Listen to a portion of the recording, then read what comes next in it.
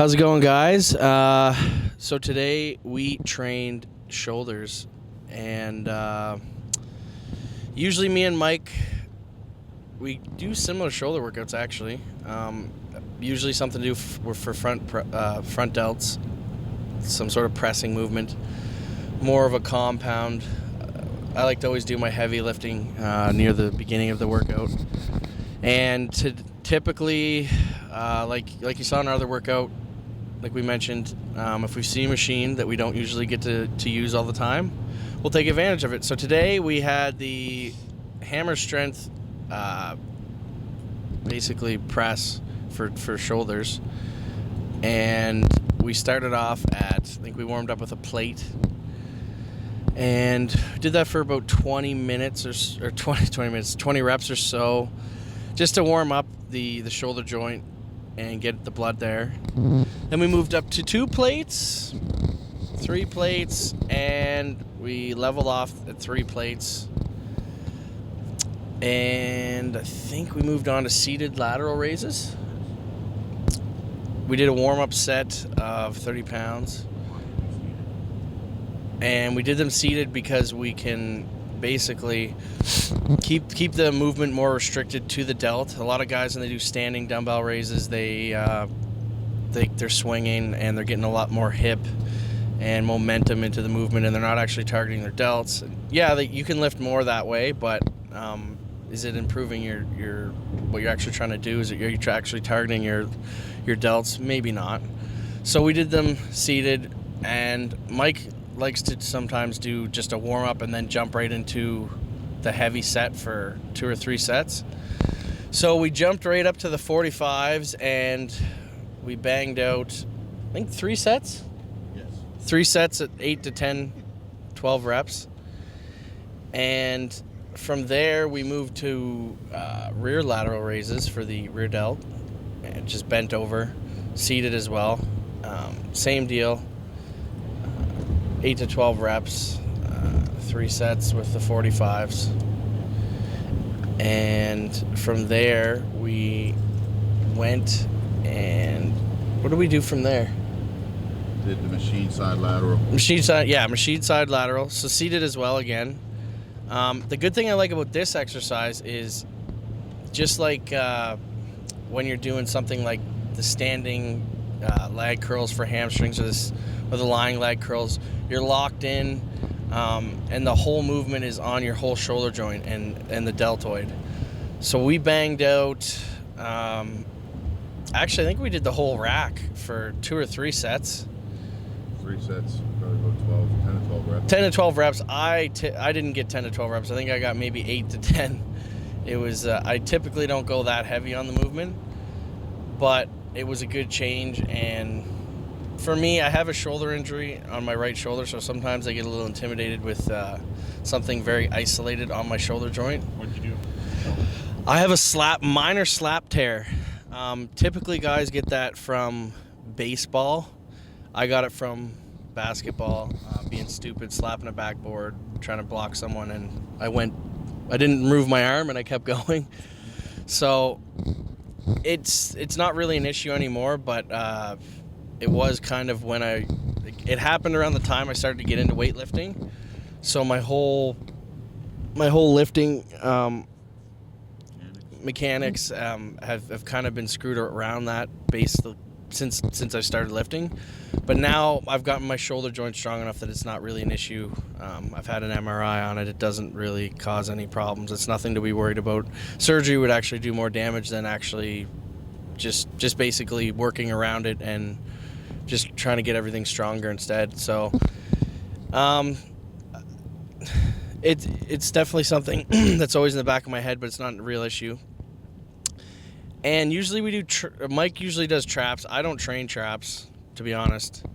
So today we didn't, and we went to face pulls for the rear delts again. Why don't you train traps? I don't train traps because they're way too big. And deadlifting for me, I'm a heavy deadlifter. I'm a big deadlifter. That has stimulated more than enough trap growth for me. And they overwhelm my delts and chest. a lot more in poses and stuff. So training them more directly, it's not really Detrimental, not beneficial. Yeah, it's more of a negative than it is a positive for my physique. It's gonna just put me backwards.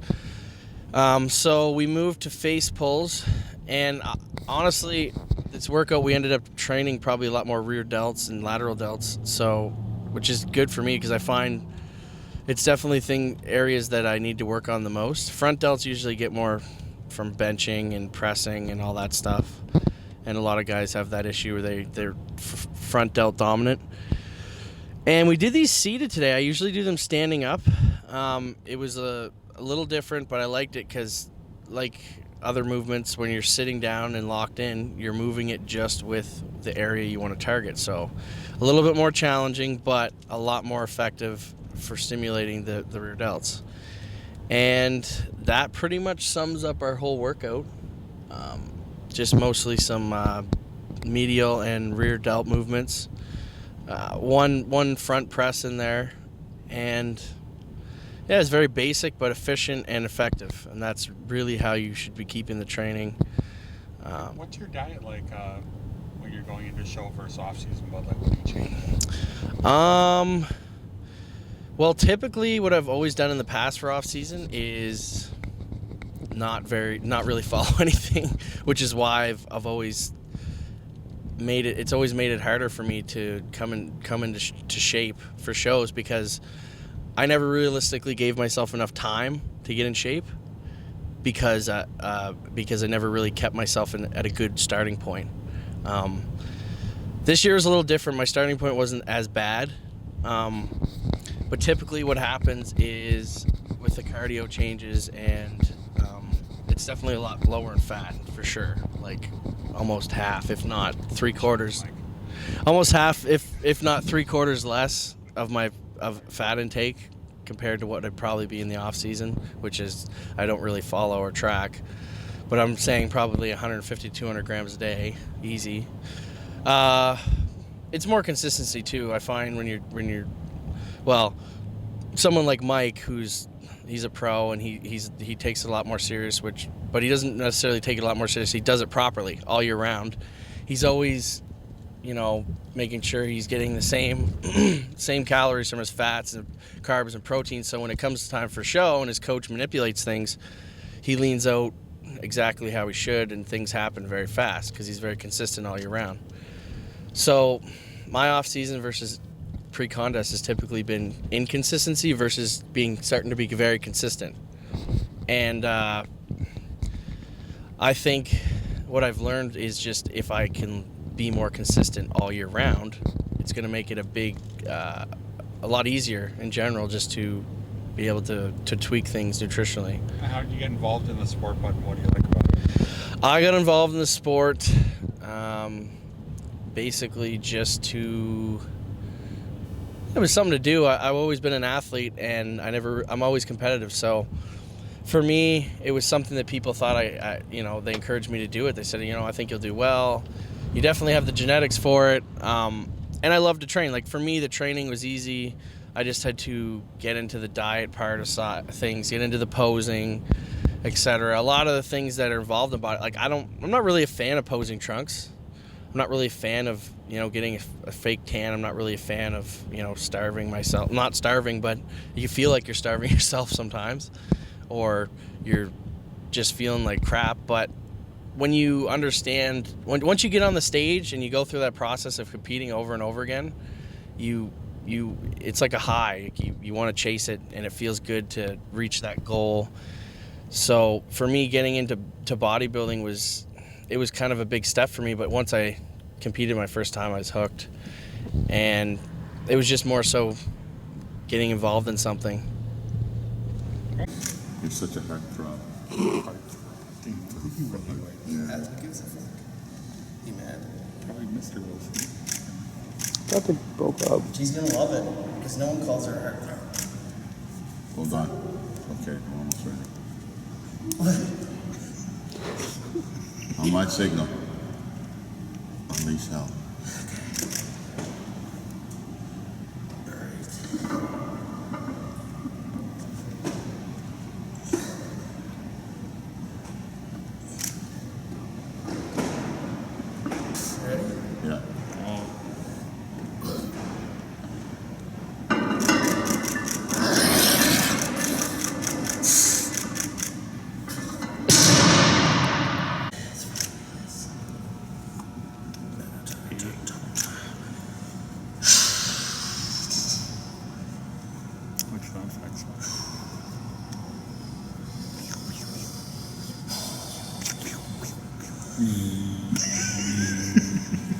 6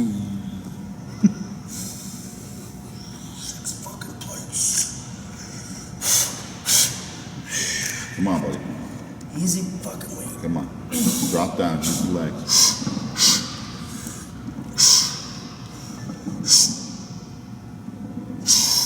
Come on.